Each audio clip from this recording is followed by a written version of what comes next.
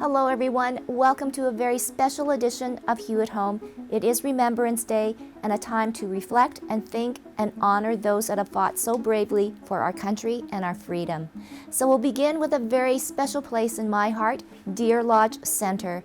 And with me on the Hue chat room, live in person, will be Nicole LaTourelle from the Deer Lodge Center Foundation, and we'll sit down and chat with the veteran himself, Alex Olson.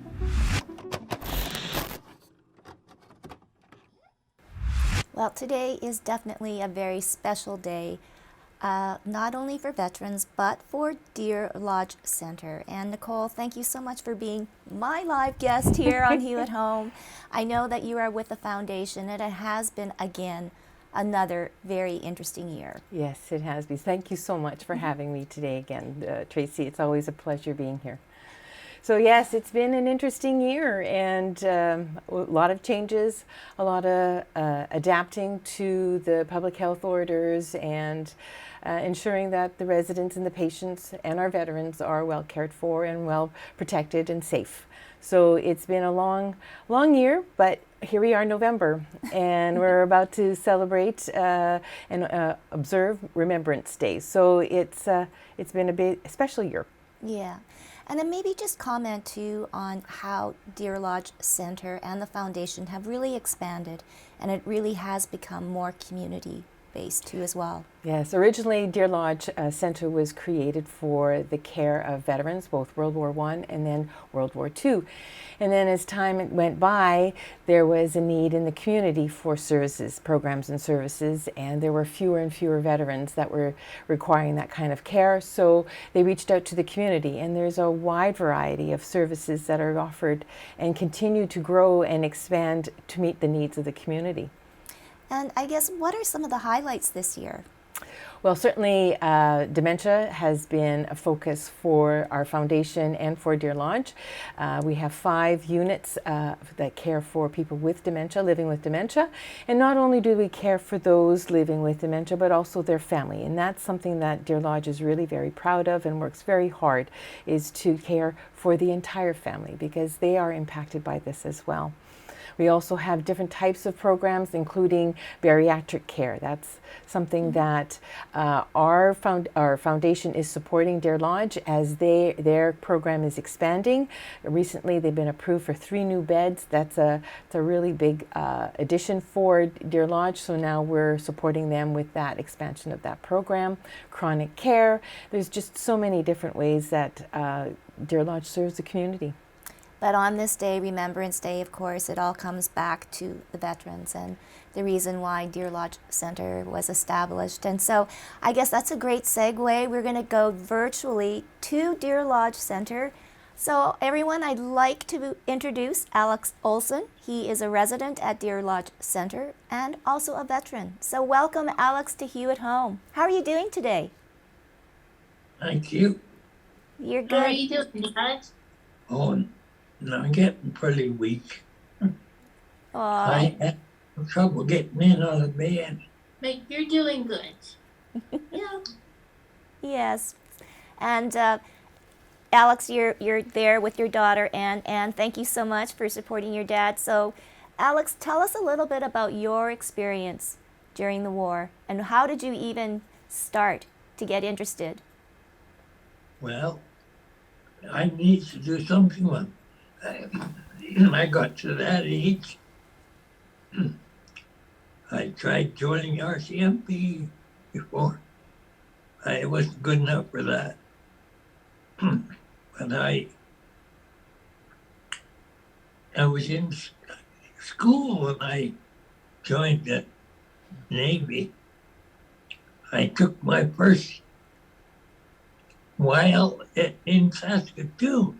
Wow. We'd go out on the streets and run up and down the streets and whatnot. For about 6 weeks, I think I was in Saskatoon. But I sure learned to run faster. What kind of, so obviously you did running for training. What other things did you learn to do? Oh, well, not anything important, I don't think. Where did you go after Saskatoon? Cornwallis, am I right? Yes, Cornwallis, Nova Scotia. Yeah, near the Bay of Fundy. I used to get sick crossing the Bay of Fundy. That's where you trained, right? Yeah, Yeah. we trained quite a while down the Bay of Fundy, or on Cornwallis, and when we worked with the other groups doing different things, and then we went down to Nova Scotia. What's the name of the place I went to in Nova Scotia? You were in Shelburne, Nova Scotia. So, but it's an amazing port. It's got as big a tide as Niagara Falls. It's about 12 feet anyway, we raised.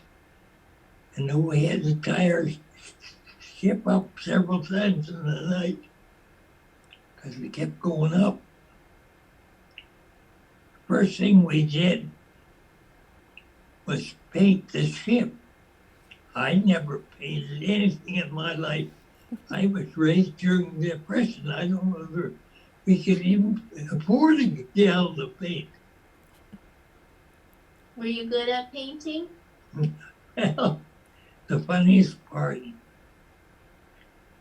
we had to go about a quarter of a mile to breakfast, and we learned how to hang our hammocks the night before. And I was right in between two other fellows in the hammock. I thought, well, I don't want to disturb them. I could go to breakfast and look after my hammock after I get back. But by the time I got back, the fellow in charge wasn't in favor of me having my hammock. So they kept me. All the crew was going to go out to the nearby town, but I had to stay. And they gave me a job of painting the guns and stuff. So the next morning, I applied to be a naval seaman instead of an ordinary seaman. And the officer that was testing me, he said, "Oh, well, you can paint. That's all right." So I got to be a naval seaman. And the thing I didn't know, they took me there to put me on the ship. So the next morning, I got up, I was going on the ship. Well, I never knew anything about being much on about the ship. But they went out, and I thought, well, they're just going to test the ship out. But they started dropping depth charges. And why do you think they dropped the depth charges? Well, after the war, the first German submarine to surrendered at that port. So you think maybe they dropped them? They dropped the depth charges, I think, on purpose. But I never knew what they were going to do. I was right there. I heard a rumor before that I was going to be, my safety place at sea was going to be in the ammunition locker. Well, I didn't even know where the ammunition locker was. So I was there right exposed when they dropped the depth charges trying to get submarines. But they didn't get anything. Put our lights out in our boat, that was about all. But we went to different places, more or less on display. What about the one time you were training and they asked the submarines to come up? What happened? Oh, well, that was a little later. Oh, Before that happened, we went to I don't know if it was Halifax or where brought this one fellow back. He'd done something wrong. I don't know why he was in our boat. It was just an ordinary little boat. He fell overboard boy into the water, and he couldn't swim. We got him up safe, though. And what other training did you take while you were in the Navy? Well, no, and we took we were at Cornwallis for quite a few weeks. I don't know what all we took. But did you train to be a submarine detector? Well, I took training to be almost anything. But if you weren't any good for anything, you got to be a submarine detector. But then when it test us out at sea, most of our classes were in the room. We went out with 2 ships and 2 submarines. And they, after quite a few had been tested, they decided that they'd have they're checking the submarine. They figured the submarines were too close together. So they signaled for the submarines to come up. And one lifted the other out of the water. So that ended that day's activities.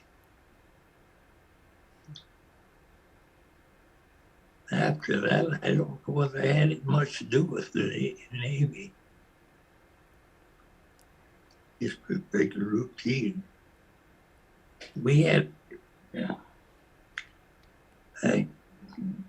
ship I was on was put in the redundant leader post featured. They sold it to Onassis, and he made it in a pleasure ship. Wow. Anne, or maybe Alex, what was life like after the war? What happened? Oh, it never had anything to do with the Navy after the war was over. But how did you get home? Oh, I think I came home with a train. I was only about 5 days in the Navy. Well, you were in the Navy from August of 1944 to November of 1945. So over a year. And then how did you come to Winnipeg, or where did you settle after the war? Oh, went back to the farm. You did. Where was the farm? I farmed during the Depression when wheat was about 25 cents a bushel, and my dad was getting $5 a bushel before that. He bought extra land, and so we kept busy farming, but some of his land wasn't right close. We'd have to go and batch 1/4 section batched on. I had a pile of straw in the corner to sleep on. And while I was sleeping, the mice came and chewed on my hair. Wow. So Dad's farm was in Spy Hill, Saskatchewan. Okay. And then how did he meet his wife and then eventually have family? Well, my wife was a dietitian at a small college. She was in charge of food service for a small cottage. Where was the college? And she was going to take, In Chicago. Highland Park, yeah. Oh, Highland Park, yes. And how did you meet? Well, she decided to take square dance lessons. And I saw the square she was with was kind of pushing her out because they had more than 8 people. So I saw what was going on. I guess I was kind of in charge of getting the square dance lessons going. But anyway, I took her to another square, and that's when we start going together. And why did you go to Chicago? Well, I went there to make curling ice. my brother promised these people he'd work for them, and then when it came time to go, he wasn't going to go. So I said, you can't do that. I better go in your place. So that's what happened. I went in his place.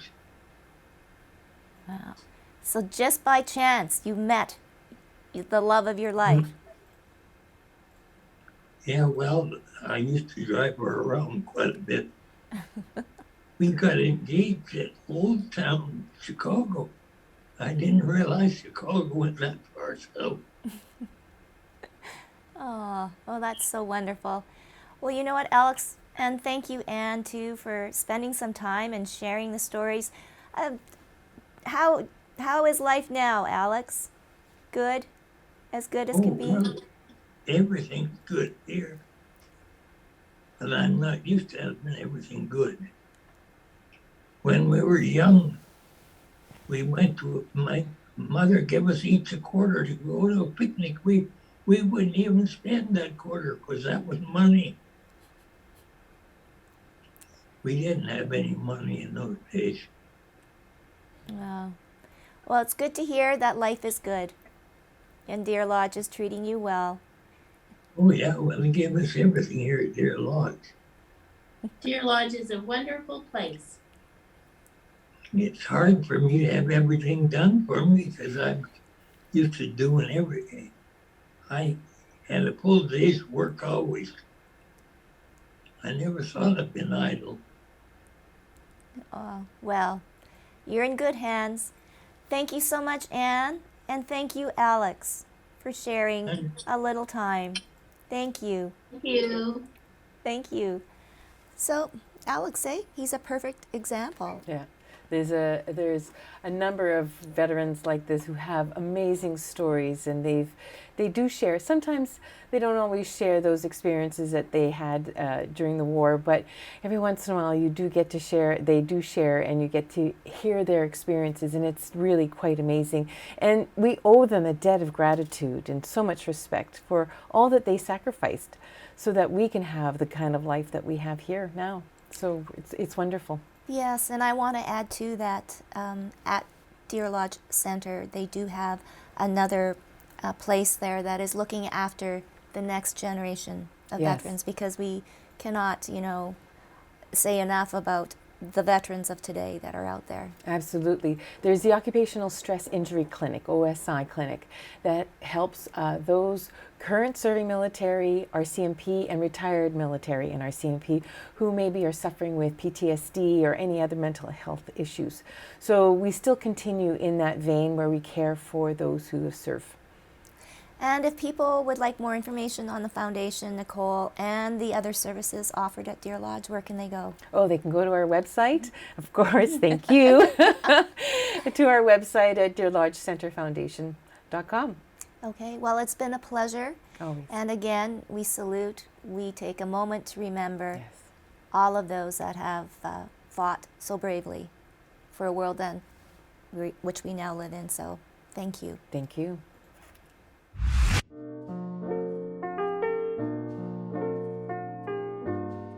Girl, you know what's up. Ooh, say what, say what, say what. Girl, you know what's up. Ooh, say what, say what, say what. So tell me what's up. I'm feeling you. I'm feeling you. Girl, you know what's up. Say I'm feeling you. And I'm holding you. So tell me what's up.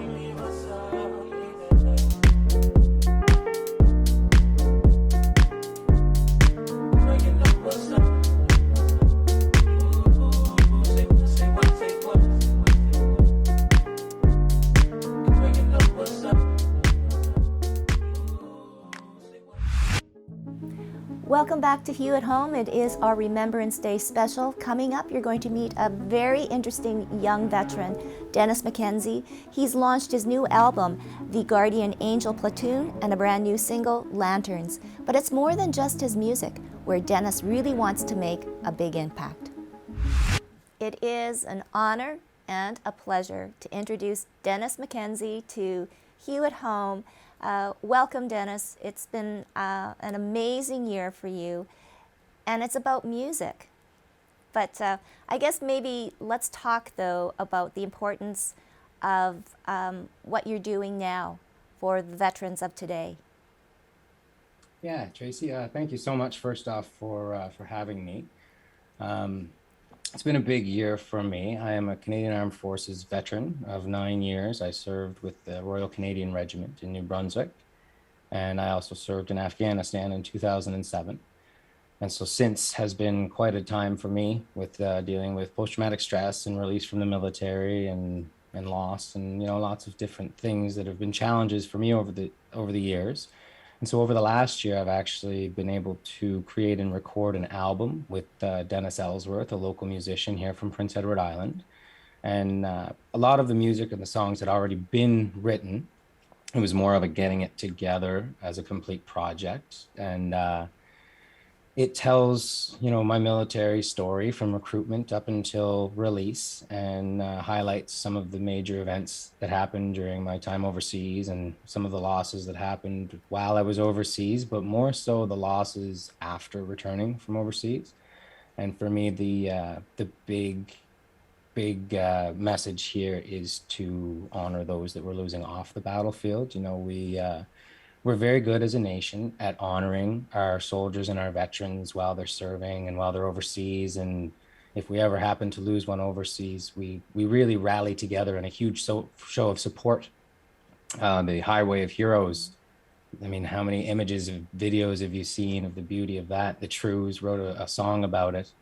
And, we're very good as a nation at doing that. But then if a soldier or a veteran takes their own life off of the battlefield, they're suffering from the same wounds, the same injuries, different wounds, different injuries, but from the same battles. And we don't mention them.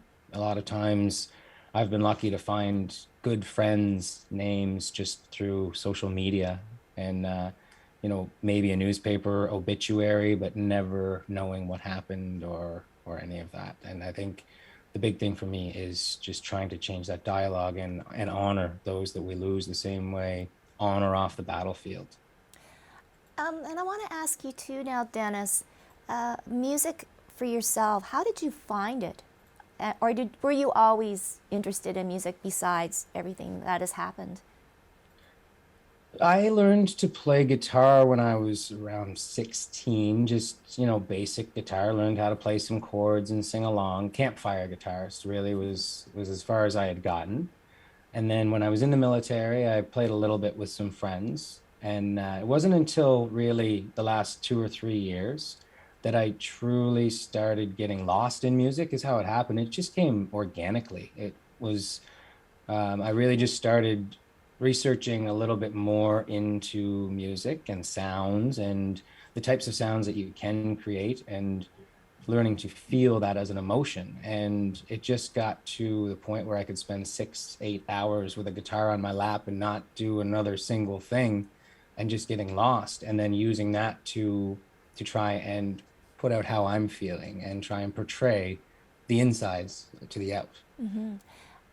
Did that trigger memories of being back in Afghanistan and, with your friends that you've lost?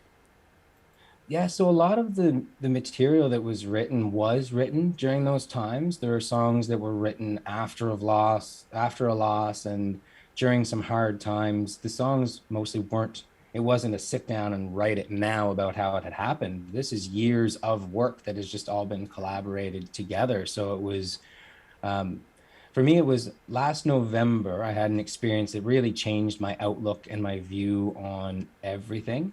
And that's what really got the energy into creating the album, because before it was very sad and hurt, and I couldn't even read or sing a lot of the material myself because it was just too hard.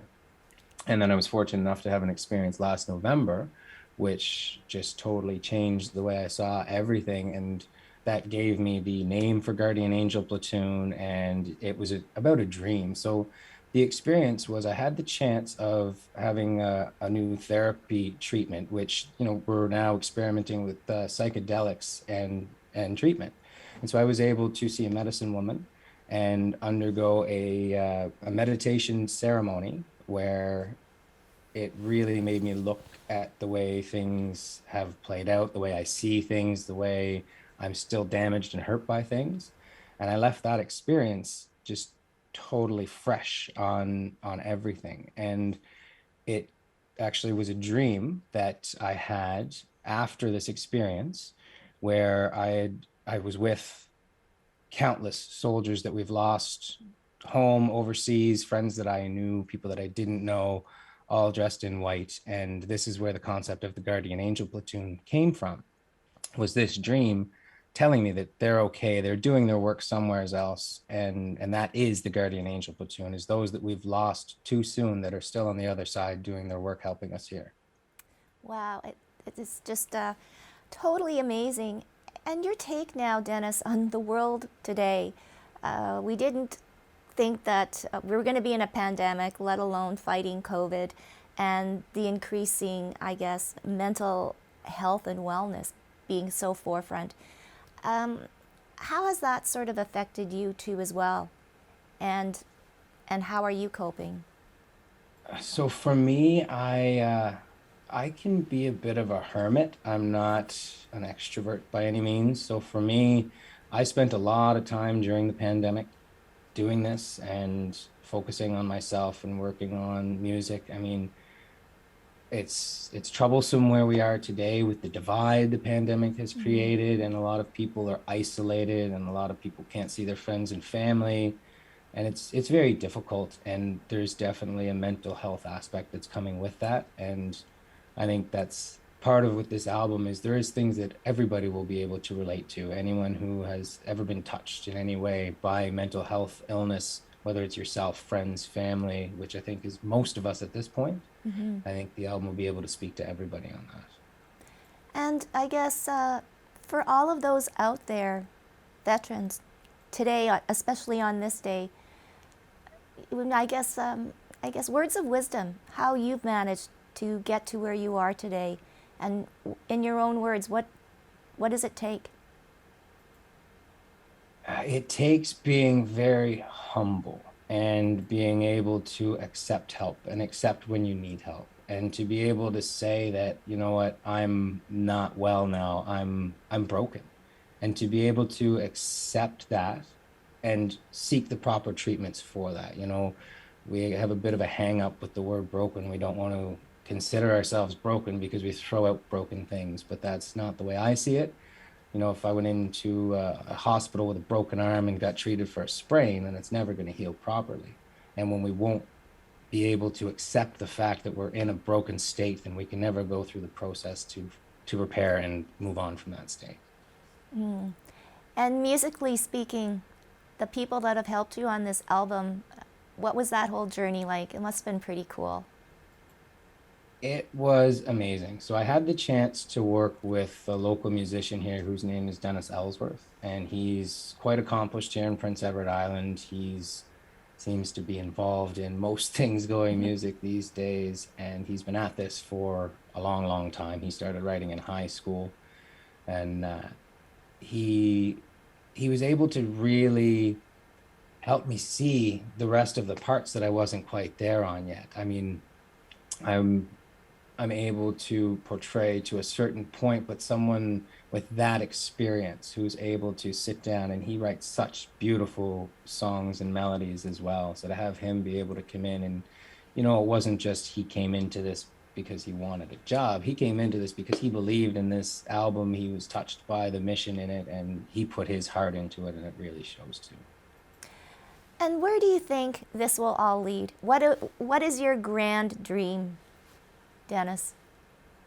For me, it's really about being able to talk openly about mental health and suicide. I mean, I've lost many friends overseas, and I've lost many more now to suicide since I've come home. And that's a demographic that speaks right across the Canadian Armed Forces. We've lost 158 soldiers during the Afghanistan war, but since, we've lost more than that to suicide, to their own hands. And for me, it's about really opening that door and that conversation. And I want it to be a comfortable topic We shouldn't have to look through all these, articles that are not really telling us anything to try and read between the lines to find out what has happened to somebody, especially when there's so many others suffering in the same way. This is something that should be able to connect us as a society, not divide us. Oh, most certainly. And I believe there's a pin because the single lanterns mean something. I was curious. I wanted to know the story about that. Yeah, so the song Lanterns off of the album is a song about the fact that we do not honor those veterans and soldiers that we lose off of the battlefield and specifically to their own hands. It's suicide.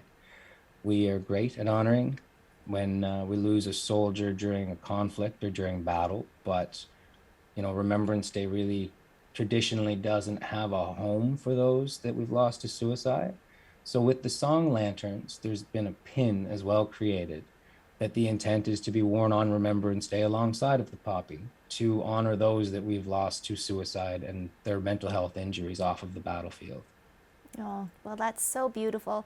And where can we go to get the album? And is it going to any charity, of course, to help your cause? Yeah, so all proceeds from the Lantern are going towards funding and supporting music therapy programs for veterans.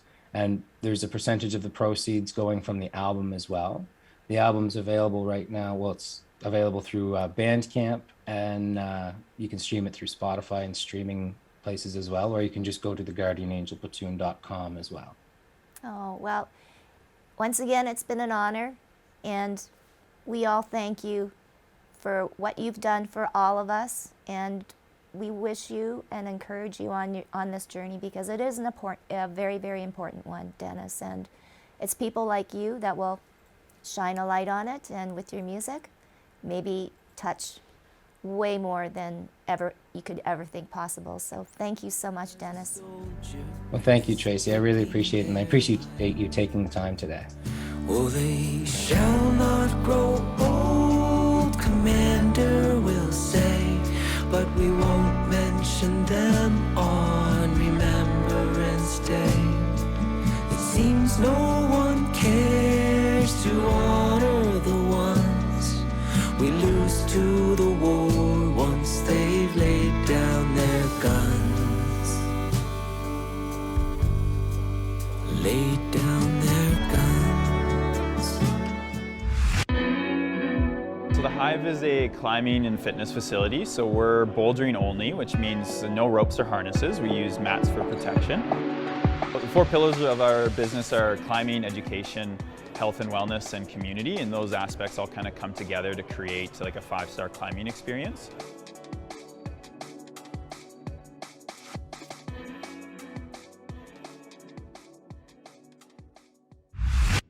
We want to give a big thank you to all of our guests on our Remembrance Day special and leave you with this question. Have you ever lost someone from war? And how do you honor them? We want to know, so send us an email to hello@ilikehue.com, or you can message us on Facebook and Instagram. But for now, stay safe and healthy, and we'll see you next time on Hue at Home. Form the Guardian Angel Platoon. Now they form the Guardian